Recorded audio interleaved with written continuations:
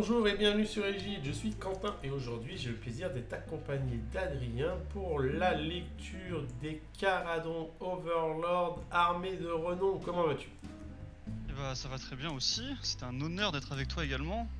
On va parler de la force expéditionnaire Grunstock. Exactement, vous aimez les nains qui vont à la salle, qui poussent de la fonte, qui ont des grosses armures, des grosses pétareuses, et ben vous êtes servi. Aujourd'hui vous vous demandez qu'est-ce que c'est qu'une armée de renom, et ben vidéo.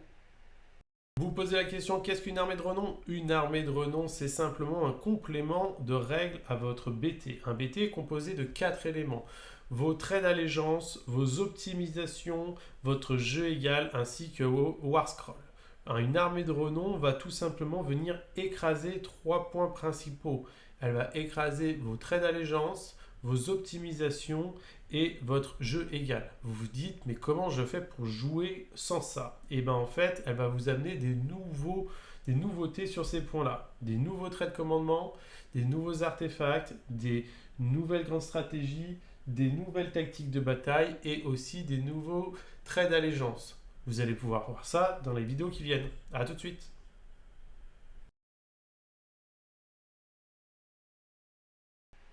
Voilà, vous connaissez tout. Maintenant, nous allons rentrer dans la première règle qui est la restriction. Qu'est-ce qu'il faut pour avoir accès à cette Gunstock Expeditionary Force? Eh bien, par chance, vous pouvez mettre quand même pas mal de trucs, ce n'est pas le cas de tous les BT. Vous pouvez mettre tous vos héros qui ne sont pas Ouais. uniques. Et vous pouvez prendre toutes les unités qui ont le mot Gunstock. Et du coup, vous me dites, mais qu'est-ce que c'est qu'un Gunstock? Moi, je parle pas anglais. Et bien, c'est très simple. Ce sont soit les Thunderers, je connais pas le nom en français, soit la petite frégate. La petite frégate. Le Voilà. Gunhauler. Donc Exactement. globalement, ton armée, c'est des nains avec des grosses armes, les Thunderers, des tout petits bateaux, les Gunhaulers, et n'importe quel héros, donc les Kémis, les Amiraux, les Navigators, tout ça. Tu peux prendre tout ça, ce qui est quand même pas mal. Tu perds malheureusement tout ce qui est corps à corps, donc on pense aux ballons, on pense tout ça, et tu perds les gros bateaux, tu perds les frégates et les ironclads. C'est ça. Mais bon, ça va être compensé par pas mal de petites règles. Exactement. Donc, comme vous l'avez vu dans la vidéo, vous allez perdre aussi donc, toutes vos optimisations, traits de commandement, traits de bataille, tout ça. Donc, Code, vos codes, vous allez tu perdre perds le code. le tuning aussi sur vos bateaux, hein, plus de bas de caisse, plus de néon, plus de choses comme ça. Voilà, donc là vous êtes triste, vous me dites ouais, mon ralliement, blablabla, mon fly high, blablabla. Et ben vous inquiétez pas, on a pensé à vous. Donc votre première règle de trait de bataille, c'est que bah, toutes vos unités gagnent le mot ligne. À part les héros, bien sûr. Donc Oui, ça, donc c'est... tes Gunhaulers sont ligne et tes Thunderers sont ligne. Donc voilà, c'est comme toutes les autres armées de renom, t'as aucun problème à avoir une armée légale parce que dans tous les cas, tu vas pas faire une armée avec 12 héros, donc t'auras 12 héros. Donc t'auras forcément au moins 3 lignes et t'as plein de lignes qui, mine de rien, c'est assez impactant pour la tactique de bataille de charger avec une ligne un héros. Donc Oui, tout à t'as fait. plein de lignes. Non, c'est cool. Le deuxième, c'est le protocole Gunstolster, là, qui vous dit qu'à chaque fois que vos unités de Gunstroke vont pouvoir tirer ou combattre, vous allez lancer un dé et sur un 4+, elles vont pouvoir le faire une deuxième fois. Ouais, Cependant, vous allez avoir un malus de -1 touche. Peut-tout bah nous ça donner fait toute l'explication? flipper. Voilà. Ça fait flipper, hein, forcément, quand tu le dis, sachant que ça fait flipper parce que, en fait, Caradhras, même si actuellement c'est pas fou, hein, ça a notamment du mal à faire les tactiques et ça a perdu en létalité parce que les Thunderers sont fait buffer. Mais il y a quelques mois, les Thunderers, ça faisait faire des cauchemars à tous les joueurs d'AOS parce que c'était là un truc ultra létal et ça tirait qu'une fois. Et là, tu te dis, oh là là, ça va pouvoir tirer une fois et demie en moyenne. Bah, ça fait peur. Et même en tir de contre-charge, ça va pouvoir tirer potentiellement une deuxième fois.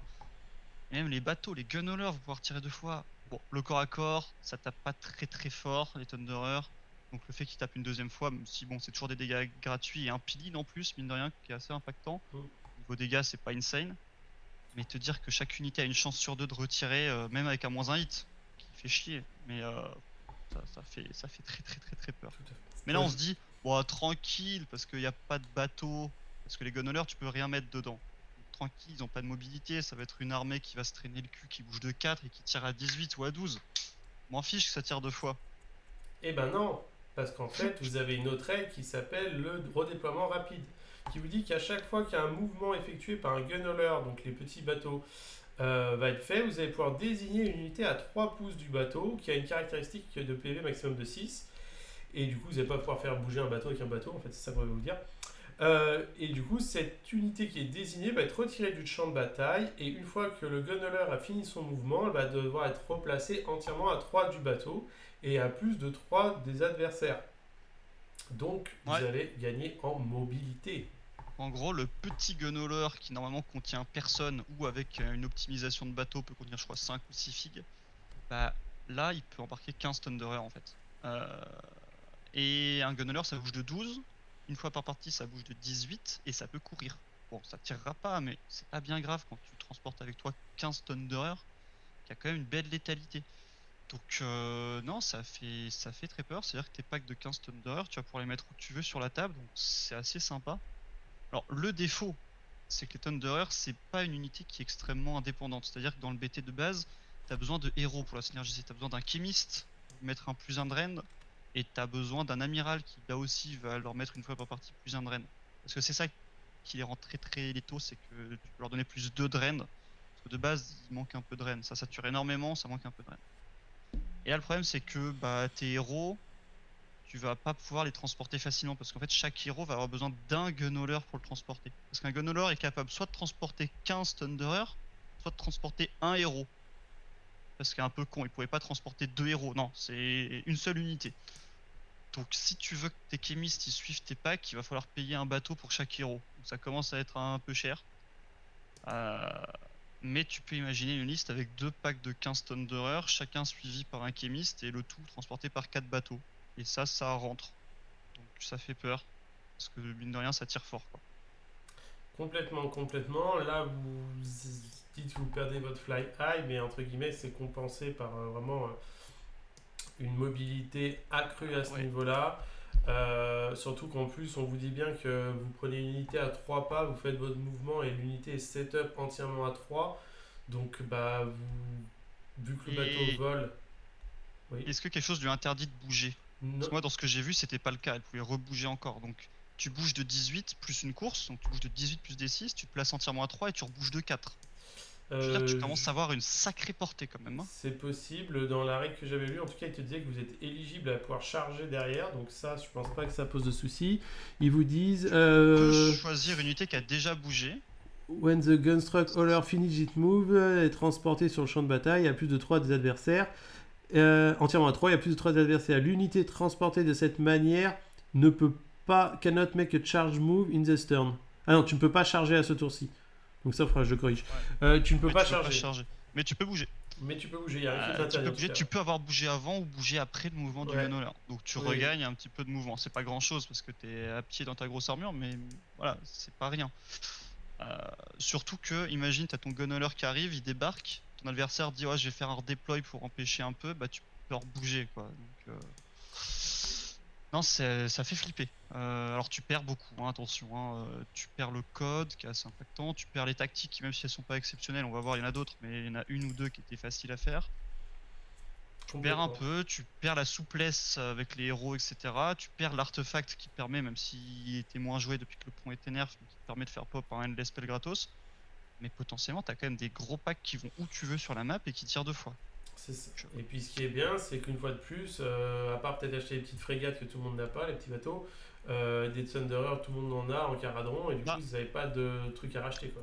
ouais, alors ça, je suis pas d'accord pour le coup. Parce que contrairement aux autres armées, à part les gros compétiteurs, personne n'a plus de 10 ou 15 tonnes de rare. Oui, les compétiteurs là qu'on jouait il y a 6 mois, ils en ont 40. Mais là, pour l'armée, il va te falloir au minimum 20 tonnes d'horreur et au minimum 3 ou 4 bateaux, voire plus. Et ça, je pense que personne fait ça en vrai. Parce que personne n'a plus que 2 gunhaulers. Et enfin, si, parce qu'il était peut-être dans le start co, donc peut-être que certains en ont plusieurs. Mais là, tu vois, je trouve que l'armée, elle est pas intuitive à avoir dans ta collection, Ah non, pas du contrairement à tout. Bah, certaines autres. non, non, parce que Donc, là, on vous demande vraiment. On a l'impression que limite, ils ont dit ah, on a trop nerf les, les Thunderer. Qu'est-ce qu'on peut ouais, faire pour leur donner du peps? On va leur faire une petite armée de renom. avec Parce que eux. que, ouais, parce qu'en fait, c'est ça que je trouve un peu, entre guillemets, dommage dans ce bouquin. C'est qu'on est full destruction, on est content, tout le monde a sa en armée de renom. Et en fait, au lieu que ça soit la dernière armée qui se retrouve les ogres avec une armée de renom, on se retrouve avec des caradrons qu'on a rien à foutre, quoi. Tu vois? Ouais. Et alors on va terminer les règles, hein, Mm. mais pour le coup ça pose beaucoup de questions en termes d'équilibrage parce que là c'est en train d'être testé. C'est pas aussi OP qu'il y paraît, hein, parce que t'as quand même le moins un hit, t'as du mal à accumuler ta reine contrairement au BT classique, mais potentiellement c'est quand même fort. Donc ça peut potentiellement un peu déranger la méta pour un truc qui se veut normalement pas ultra compète et qui est en plus nul à jouer. Enfin vraiment le gameplay est encore plus nul que l'était le spam Thunder dans les Ironclad. Parce que là c'est vraiment je bouge, je tire, je lance un dé, je tire 2 fois. Enfin, C'est ça. On vous charge, vous contrechargez, vous lancez un dé, vous recontrechargez, vous y a aucun tricks. combattez, vous lancez un dé, vous êtes éligible à combattre une deuxième fois. Alors attention, c'est pas immédiatement, hein, c'est une deuxième fois. Parce que là Mais l'armée, en termes d'intelligence et tricks, elle est nulle. ah, il y a plus Alors rien. il y a du placement, il y a du choix de cible, ce qui est de l'intelligence, Hum. mais c'est catastrophique. C'est. Ouais, je me mets devant toi, je tire. Ah bah complètement, hein. Complètement, Alors complètement. Caradron offre d'autres trucs, t'as des charges à 3d6, t'as les ballons, t'as les 6, t'as les T'as strike du first, mouvement, t'as ouais, des ouais. trucs un peu. Là c'est vide. Non, non, c'est sûr. Donc ça, c'était toutes vos règles d'allégeance que vous avez gagnées. Maintenant, trait de commandement, vous en avez trois. Le premier vous dit que vous faites un ralliement sur 4 plus sur l'intégralité de votre armée. Il n'y a pas le seigneur de guerre qui jette ou quoi que ce soit. C'est 4 plus sur tout Ah le oui. monde. Bah c'est ce que tu peux avoir avec le code. Ouais, Bah c'est fort, hein, quand t'as des packs de 15 Thunder qui, rappelons-le quand même, si je dis pas de bêtises, sont save à 3. c'est Euh, possible. Je vais te J'ai dire un ça tout tout de entre suite. regarder, je crois que c'est 3, c'est ça le problème. Ah non, c'est 4. Si, 2 PV, ça va 3, oui. Ouais, c'est ça, ouais, c'est 30 PV Mm. save à 3 le pack. Hein. J'ai eu Ouais, un petit doute, mais j'étais à peu près sûr de moi. Par rallye à 4, c'est énervé quoi. tout à fait. Que, Mais là, vous vous dites, c'est- qu'est-ce qu'il y a de mieux qu'un ralliement à 4? Eh ben, quand votre seigneur de guerre, le deuxième, donne l'ordre défense en règle, en plus du plus un save, l'unité reçoit une ward à 5. Bah, ouais, pas besoin de donc, rallier quand ton unité ne meurt pas. bah ouais, 30 PV, save à 2 du coup avec le Ouais, l'indef si j'ai pas fait erreur, ward c'est à ça. 5. C'est. Pour un truc qui t'a tiré 2 fois en tir de contre-charge et qui, ne l'oublions pas, à la fin de la phase, ils ont 3 petites figurines qui, sur du de plus, mettent des 3 BM. Alors ça marchera pas 2 fois. Parce que c'est pas une attaque, c'est en fin de phase. Mais ouais, c'est solide. Hein. Alors tu peux pas prendre les deux. Hein, donc, les deux sont excessivement forts, mais se cumulent pas. Heureusement, Hmm. c'est fort quand même. Hein. Ah oui, oui. Il va falloir choisir entre le rallye à 4 ou la ward à 5, mais Je pense que c'est c'est. la ward. Hein. Tu mets un gros pâté de 15 devant l'adversaire en Bah, ward à 5. Y a pas tous grand les monde. Il y a des jours, gens hein. qui passent, mais il y a pas grand monde qui passe. Et si t'as pas le tour derrière, tu te refais tirer dessus 2 fois par tout ce qu'il y a derrière. Oh. Ouais, je préfère largement avoir une ward à 5. Ce que Ouais. je dis, je préfère que mes unités ne meurent pas que je les rallie, quoi. Ah, bien sûr. Bien sûr. Après, Et dans le jeu, t'as des anti-ward, t'as des anti-horde qui vont t'empêcher de no def, mais t'as raison. Dans l'absolu, t'as raison. oui, C'est oui. mieux. Et le dernier vous dit qu'une fois par partie en fin de phase de héros, donc attention c'est important dans le séquencement, si vous avez un gunner qui a été détruit dans la partie, donc quand vous voulez en fait, vous lancez un D6 et vous rajoutez la valeur du round à ce lancement, et si vous faites un 6+, vous pouvez ramener à la vie un gunner à plus de 9 de vos ennemis avec 5 blessures qui lui sont allouées. Donc combien ça Ouais. points de vie un gunner? Je sais pas. C'est 9, je pense. Peut-être 12. Mais Ça a 10 non, points de mais vie, c'est donc nul. il a 5 points de vie. Ouais, 10 points de vie, donc il est mid-life. Non, mais c'est nul. Un gunner, enfin, t'en auras 4-5 dans ton armée. T'as pas envie d'attendre le T3, T4 pour assurer ce truc, en avoir Ouais, un qui surtout. revient mid-life. T'as une ward à 5 sur tes Thunder. Quoi. Oui, Ça oui. aurait été un Ironclad qui revient, je dis pas, mais là, un gunner. On le voit hein, à l'Ariel, elle est en capacité d'avoir une règle la même. Moi, j'ai joué contre des Sylvanettes qui jouaient ça. Ils attendaient le tour 3, tour 4 pour le rouler. Tu roules ton 1, t'es blasé, tu peux Ouais, pas le relancer alors que c'est la déesse de la vie, tu sais pas pourquoi. Et là, c'est pour un bateau, t'as un vraiment pas envie de gunner, ça. c'est un petit bateau. Hein. Ouais, Non, non, ouais. mais la ward à 5 ou le ralliement, enfin, surtout la ward à 5. Ouais, ouais, c'est ça. Pour les artefacts, donc le premier vous dit que les unités qui sont entièrement à 12 du porteur, à chaque fois qu'elles subissent qu'elles sont désignées par un sort ou un sort persistant, sur 4+, le sort a été annulé. Logique. C'est très fort. Normal, l'armée avait besoin de ça en fait. Hein. Ouais. Tu te dis, ouais, non, mais c'est ridicule. Genre vraiment, Moi t'as j'ai toute mes ton armée qui est- Dragon Stormcast qui ont ça. Quand mon adversaire lance un sort qui les désigne, ils me disent ce que ça fait. Si le résultat est trop haut, je lance pas le dissipe et je dis je tente mon 4 puces. C'est super fort. Bah là, c'est toutes vos unités entièrement à 12 du porteur. Quoi. Après, dans l'armée de base, t'as un artefact qui est très fort sur le navigateur, si je dis pas de bêtises. Parce que le navigateur a une dispel, et une fois par partie, ça fait Oui, une dispel auto. un PAM. Ouais. T'as un PAM, ce qui est fort dans la méta. Non, un blizzard, c'est très bien. Ben, là, t'as quand même un demi-PAM sur toutes tes unités, quoi. T'as une chance sur deux de dire Mm. non au blizzard, de dire non à de l'espèce, de dire Ouais, non à Séraphon. tout à fait. Non, c'est fort. C'est excessivement fort. Alors Hein. que ça reste un 4+, hein, c'est Gumball, mais comme tu l'as dit, Korn est fort pour ça en Mm. 5+, les dragons sont forts aussi pour ça en 4+, donc c'est très C'est très ça. fort quand Et même. si vous partez du principe que vous prenez pas de sorcier, en plus de ça, vous allez pouvoir chercher une optimisation de plus T'en as de la pas. saison. T'en as pas de toute façon, hein. Donc, à moins de mettre un Arcane Tome, mais pour mettre un Mm. Mystic Shield, oui, ça donne envie, comme toutes les autres sous-factions, parce que Mystic Shield c'est le meilleur sort du jeu.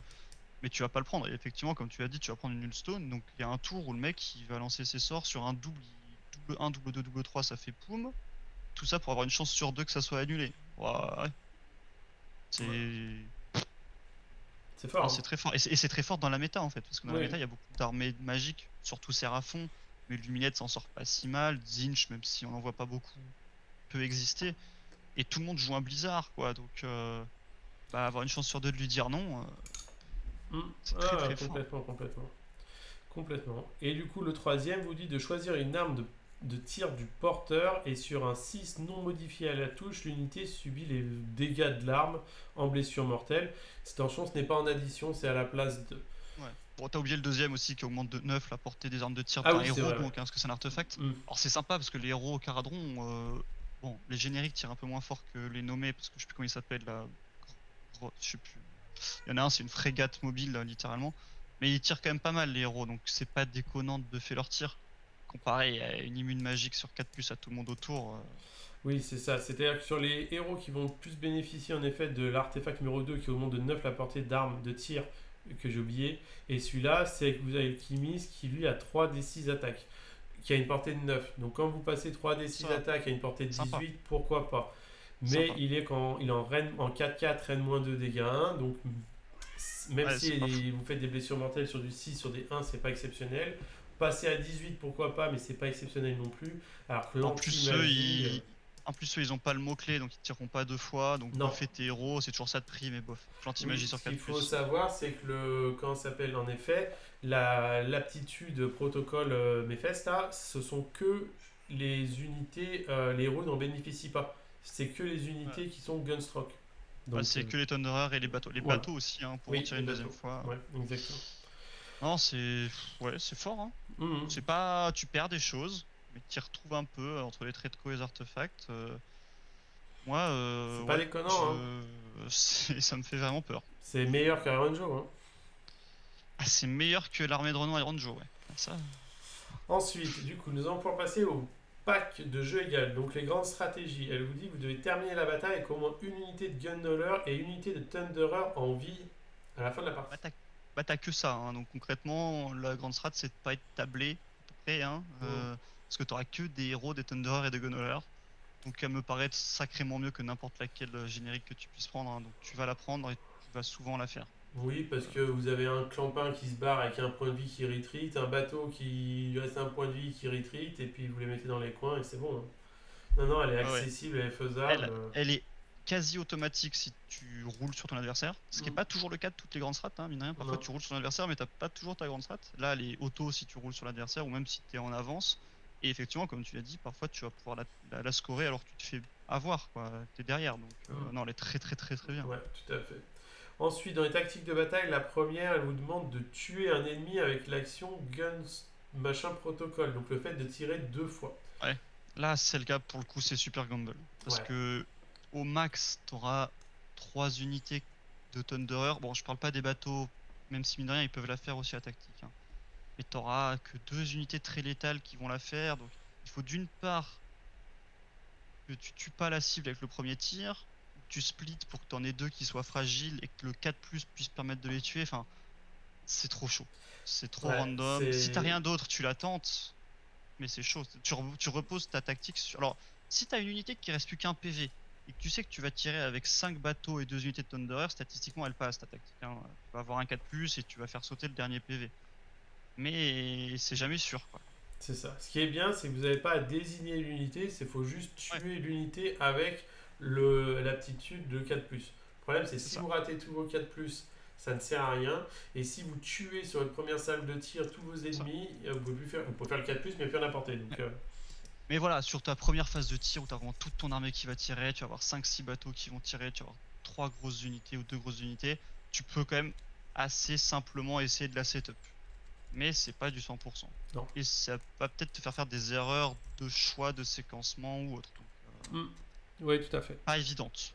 Ensuite, la deuxième. Contrairement à celle dans, Ouais, vas-y. contrairement à celle dans le BT de Cardon qui dit la première unité à mourir de la partie, ça sera cette phase de tir là quoi. Oui. Là, quand tu joues Cardon, elle est cadeau. Si tu joues en premier, tu vas tuer un truc. Oui, non, là on vous demande vraiment de réfléchir s'il faut réussir le 4+, et du coup Et réussir faire les 4+. à tuer avec le -1 touche. Donc autant il y a des fois on va se dire ouais c'est bon, c'est easy peasy, ça passe très bien, mais c'est vrai que c'est sujet à un 4+. Les dés peuvent te dire simplement non sur cette tactique, c'est chiant. Complètement.